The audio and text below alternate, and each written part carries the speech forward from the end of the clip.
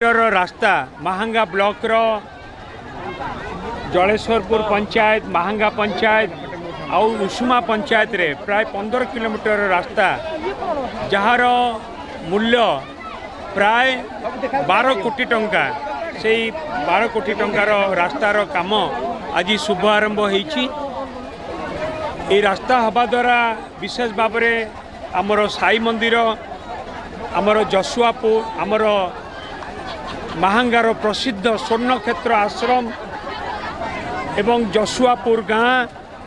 ए समस्त अंचल को ये रास्ता जरिया रे कभर करा जिवो।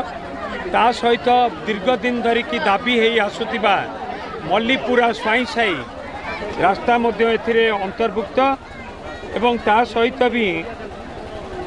आमे कयरपुर धारपुर रघुनाथ नगर उषुमा सलोरा पाटकुल मल्लीपुरा स्वाई साई ए समस्त गाँ ए रास्ता द्वारा कभर करिब। ए रास्ता रे आमे प्राय 14.5 किलोमीटर रास्ता कभर करूँ। 14.5 किलोमीटर 15 किलोमीटर पाखापाखि रास्ता 14.7 किलोमीटर प्राय 15 किलोमीटर पाखापाखि रास्ता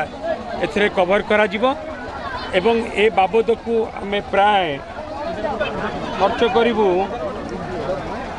12 कोटी टंका जाफल कि आम अंचल रास्ता घाट आहरी अधिक उन्नति हम